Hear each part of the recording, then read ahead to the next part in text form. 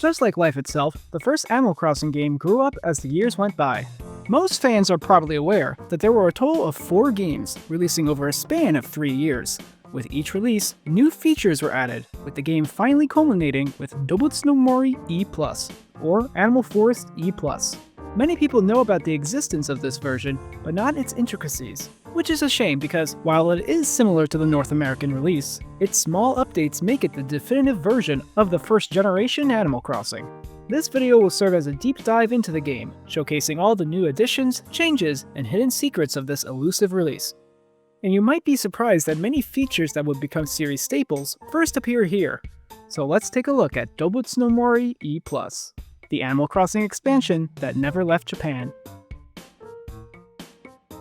To avoid confusion, when I say Animal Forest or Animal Forest Plus, I'm referring to the original Japanese releases in 2001.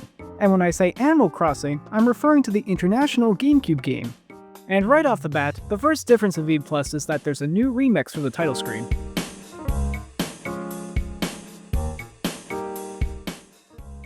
The game starts the same way as Animal Crossing. You're on a train with Rover, move to a new town, and you have a debt to Tom Nook.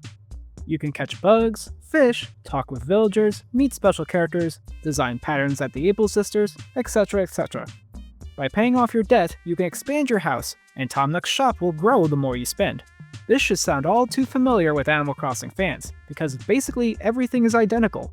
The only real quality of life change is the ability to send multiple letters at once, and Tom Nook giving you the town map rather than receiving it from the police station.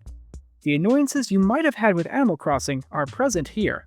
Your inventory is still limited, you have to send fossils away to get them checked, and your house won't get any bigger than how it was in Animal Crossing. To note, a lot of E+'s graphics are in English. For a little background info, Animal Forest and Animal Forest Plus were made with a Japanese audience in mind, so a lot of signs and iconography were in Japanese. To appeal to a more international audience, Animal Crossing changed these to English. Yet despite E+ still being a Japan-only release, the English was retained. Also in the original Animal Forest and Animal Forest Plus, the NES games you could acquire were, of course, modeled after the Japanese Famicom. Naturally, these were changed to the gray NES in Animal Crossing. But as expected, E+ keeps the NES design, possibly confusing some Japanese players. Other elements from the original releases changed in Animal Crossing, and by extension E+, was the traditional Japanese shrine being changed to the Wishing Well, and characters that were redesigned for Animal Crossing, like Rossetti and the police officers, keep the Western designs. Really, the best way to think of E+ is that it's the Japanese version of the international Animal Crossing. But that meant Japanese players could experience the events and holidays introduced in Animal Crossing, such as Groundhog's Day, April Fools, and Thanksgiving, aka the Harvest Festival. And these were perhaps the game's biggest draw, and during the Harvest Festival and Toy Day, the villagers will wear special hats. However, most of the Japanese holidays from Animal Forest Plus that were removed in Animal Crossing don't make a return, though despite their official removal, in E+, the player still receives a letter from their mother on Bean Day in February and Tanabata in July.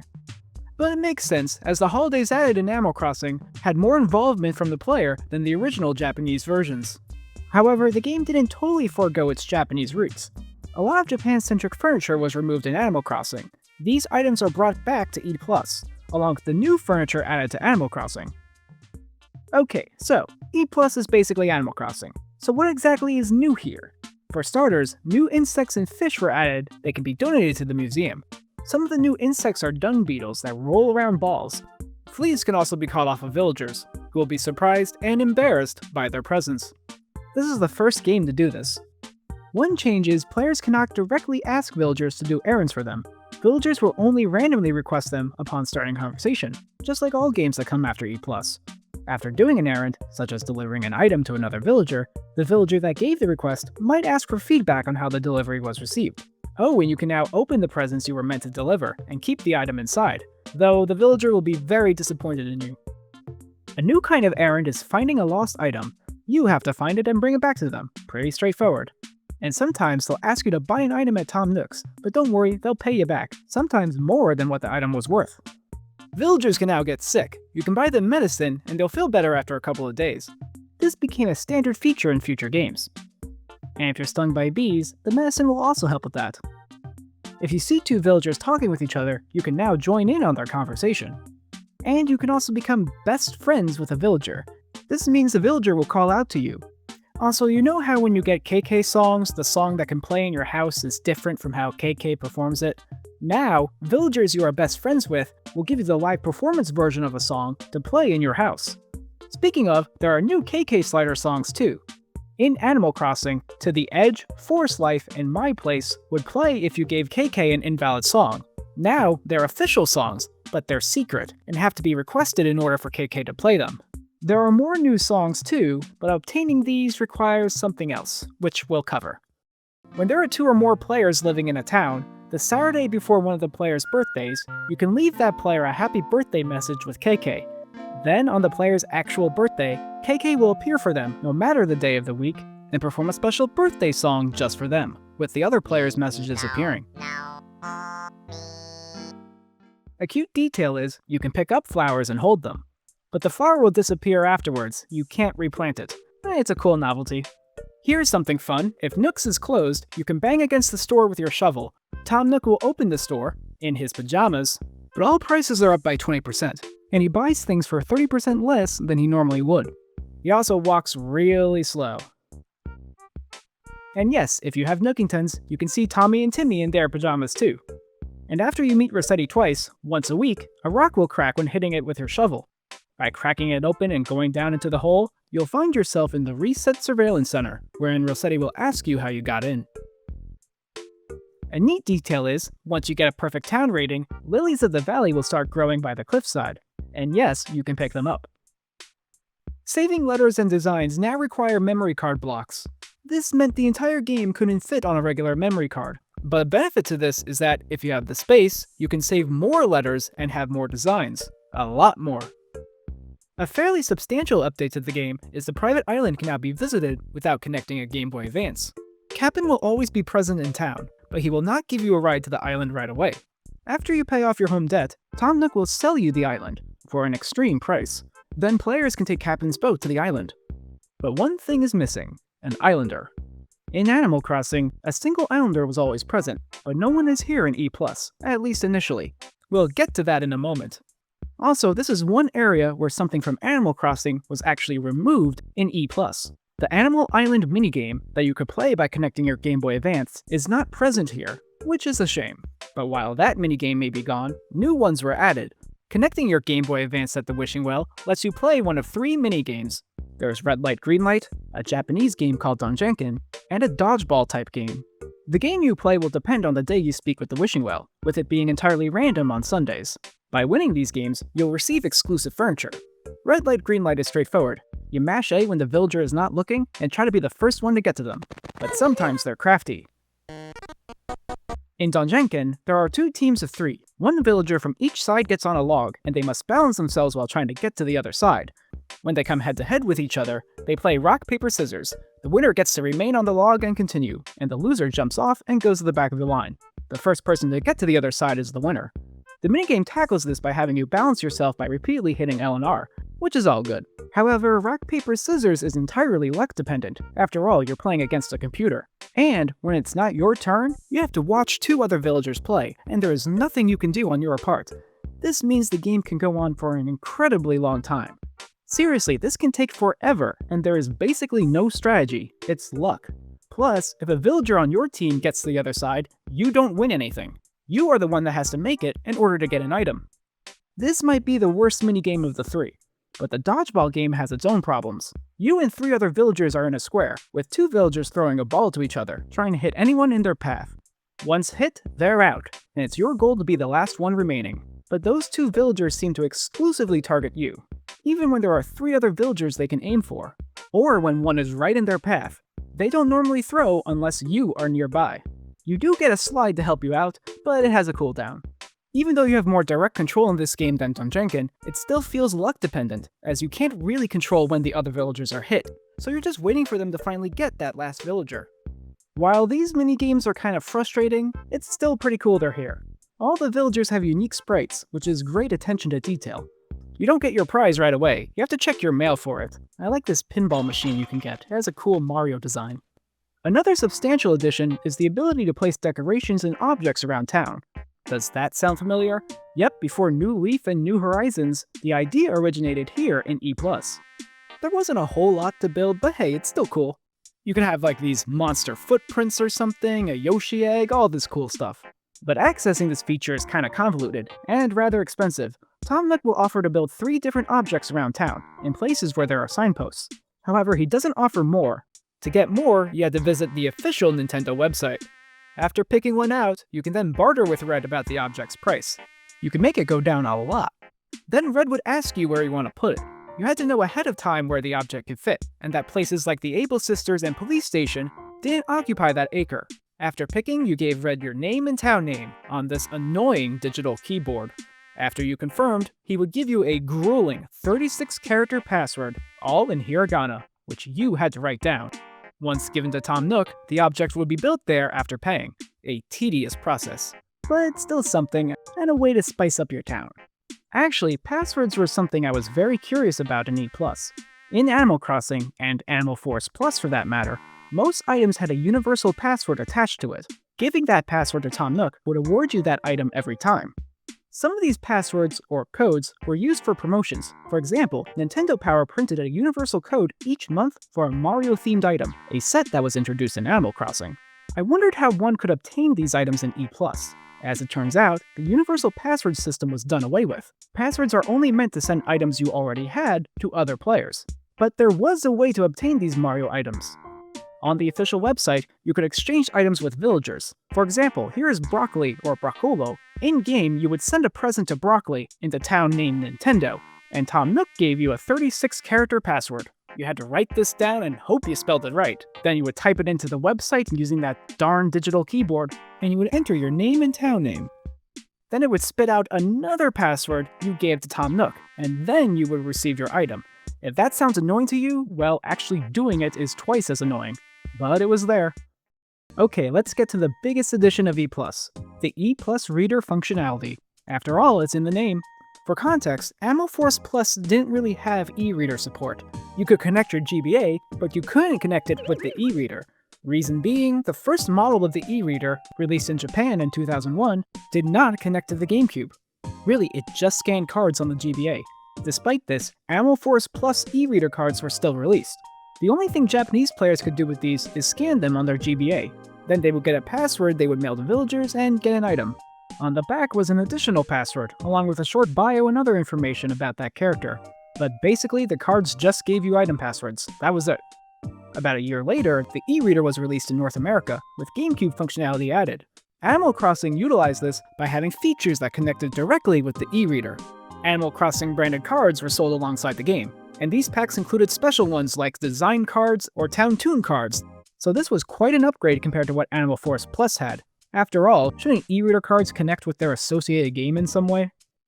Nintendo re-released the e-reader in Japan in 2003 with GameCube compatibility. This model was dubbed the E+ reader. Yes, that's the name. And wouldn't you know it, Animal Force E+ came bundled with an E+ reader. So Nintendo really wanted players to use the device. It came with a number of exclusive villager cards you can use with the game, alongside, Hockey Card E+, Game & Watch Manhole, and even Pokemon cards. So what did these villager cards do? If you scanned them at the post office, you would simply receive a letter and present from that villager. But once a day, you can scan the card at the wishing well, and that villager would move in the next day. This gave you some control over what villagers you could have in your town. It's basically the same thing as amiibo cards in New Leaf and New Horizons. And of course, Nintendo released a new line of cards called Animal Force Card E+, okay? This is different from the series prior, called Animal Force Plus Card E. Get it? Animal Force Plus Card E, Animal Force Card E+. This is important, your life depends on this. I just so happen to have 3 unopened cards right here. Ooh, nice. Very, very nice. Ooh, Gladys, I like her. Okay, so how did the E+ cards differ? Well, for starters, they included town tune and design cards, just like Animal Crossing. Remember, these features weren't in Animal Force Plus. All the song cards are brand new songs. After scanning one, you can get that as a town tune of course, but you can now request that song with KK Slider. He won't play it otherwise. In addition, the live performance version can be obtained by speaking with a special character, usually one depicted on the card. This one shows Cap'n. Talk to him, and there's the song. And yes, you could also scan these villager cards at the wishing well, and that villager would move in. All the villager cards were of brand new villagers, never before seen. And these villagers wouldn't move in otherwise, you needed to have their card. But what if you already had an Animal Forest Plus card from years prior? Don't worry, as those cards are also compatible, and the associated villager would move in. So basically, E Plus finally gave a purpose to those e-reader cards. And in E Plus, if you send a letter with one of the passwords from the Animal Forest Plus cards, you'll get a brand new item you can't get anywhere else. Now remember the island? How do you get an islander? Well duh, you scan in an islander card. Then they would wash ashore. So that was pretty much the main functionality of the E Plus reader, being able to choose the villagers that would move in. Doesn't stop them from moving away though. Get back here. But there was one other thing I wanted to touch on. Just after the release of Animal Forest Plus, Nintendo teamed up with toy maker Takara and released the Animal Forest Plus Let's Make a Forest line of toys. Only in Japan, of course.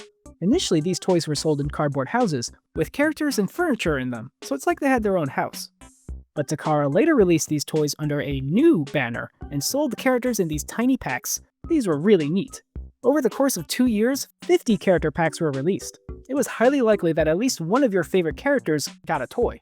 But there was also plenty of accessories to the line too, like houses and buildings. And character packs also came with furniture, and there was a lot. The idea was you can use the furniture to customize your own house. Who needs the game? I got it right here. They even had different wallpaper and carpets to decorate the houses. Believe it or not, I have nostalgia for these toys. I ordered some of these when I was a little kid, all on this website called Toys and Joys. You guys know about this site? It was way ahead of its time. Here's the house set I bought back then. Yes, this is my original box. It's sun-faded a bit, don't worry about it. The house came with a bunch of villagers and furniture, and you could even swap out the wallpaper and carpets to your liking. Check this out, the mailbox actually opened, and it came with some stationery. I like to think that maybe a kid in Japan had this, and while they were at school, their mother would write them a little letter and put it in the mailbox, and they come home and they find it. That's so cute, I hope that was a thing. I also had this mini house set, which came with a boy villager with a Mario shirt on. And then I had the Tom Nook and Copper pack because Tom Nook was my favorite character. I always disliked how Tom Nook didn't have a base like everyone else. He's shorter. I think it had to do with his apron. So yeah, I had all of these when I was a kid, plus one more pack I'll mention in just a moment. I didn't order them all at once, but I would save up and buy them. But as the years went by, I would remember the line every now and then, and would order some more off of sites like eBay to expand my collection. And I'm glad I did, because taking a look now, the prices have gone up. Like, really up. How much did I pay as a kid?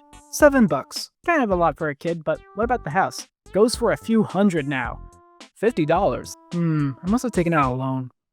There was also this town expansion set. I got this loose years ago, but I eventually found a listing for it unopened. Grabbed it for like $60 in an auction, and I was the only bidder. Maybe I'll open it one day, I don't know, it's kind of cool having. Of course, you could also get Nook's Cranny and the post office, for example, but you could also get Nook & Go if you got the 2-story house set. It wasn't sold in stores.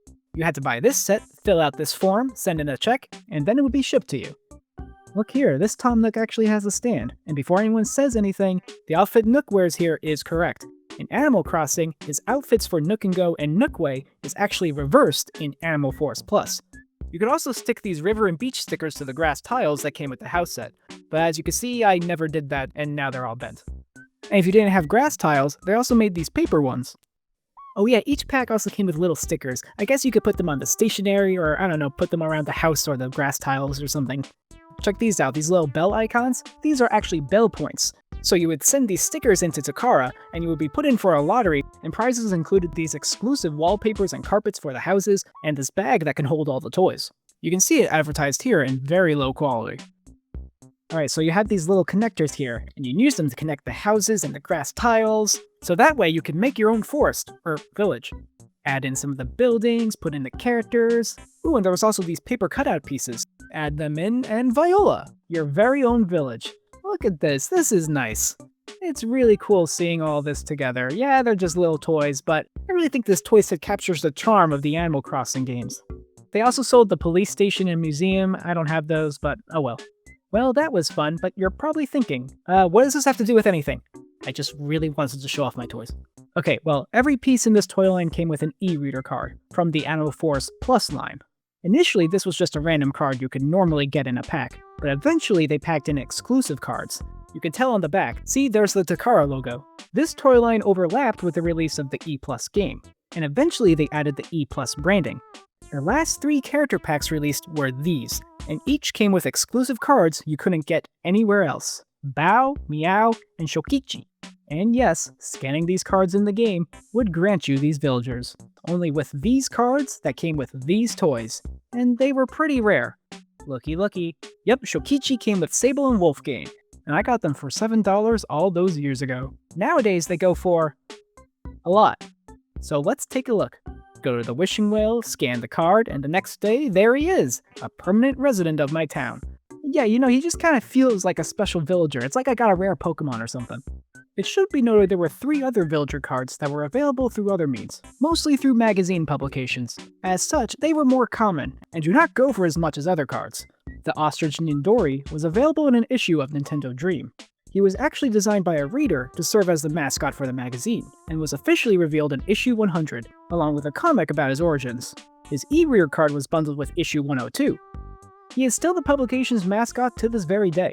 Although he hasn't made a reappearance in another Animal Crossing, his likeness was used in a Monster Hunter Diary DX collaboration along with The World Ends With You. Alright, back to the game, because there's one more feature E+ has: SD card support. Introducing the Gamecube SD card adapter. It was only sold in Japan, and only 2 games were compatible: E+ and Pokemon Channel. The device wasn't sold in stores, you had to order it directly from Nintendo. With this plugged into slot B, pressing Z would take a screenshot and save it to the SD card. You can view these from the main menu, or on your computer. In uncompressed TIFF, wow. But it had a bigger use. So you know how multiplayer works in this game, right? You visit your friend's town by inserting their memory card and then traveling there via the train station. But what if your friend lives far away? What, are you gonna mail your memory card to each other? Well, that's where the SD card comes in. You could save your town's data to the card, then upload it to your computer, email it to a friend, then they could access the town using their SD card adapter, because of course they had one, everyone did. They can access your town the same way they would if they had your memory card, via the train station. They can play around in your town, drop off some items, and when they're done, new data would be saved to the town. They would email you back, you can load your town back in, and all the changes they made are there. Also, when you save your town to the SD card, your town is frozen in place, as in time has totally stopped. You can still load into the game, but everything is monochrome. Any changes you make to the town aren't saved, so if you pull a weed, nope, that's not saved. The only thing that is saved are items you pick up. That's saved to your inventory. You have to restore your town from the SD card, or you can cancel it outright. It makes the town really spooky, but also cool in a way. Oh, and just like using 2 regular memory cards, villagers will move to and from the towns. By the way, when you first start the game, Rover will ask for your town name in English.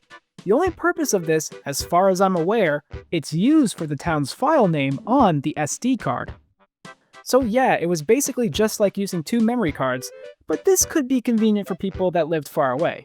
But again, you both needed this thing. A neat feature, but was probably barely used. And that was Dobutsu no Mori E+. It's not too surprising why this wasn't released outside of Japan. Comparing it to Animal Crossing, despite some new features, the 2 games are very similar. But from a Japanese perspective, when comparing it with Animal Force Plus, I think this did warrant a new release. Plus, it's all in the name. E+, that is. The e-reader was not a success in America, and wasn't released in Europe at all. So an e-reader-centric game just didn't make sense. Either way, it's neat to see that ideas that would flourish in future games were first planted here. If you're a die-hard fan of the Gamecube game, I think it's worth checking out. It has its own novelties that make it worth exploring. And this is still the definitive game of Animal Crossing's first generation.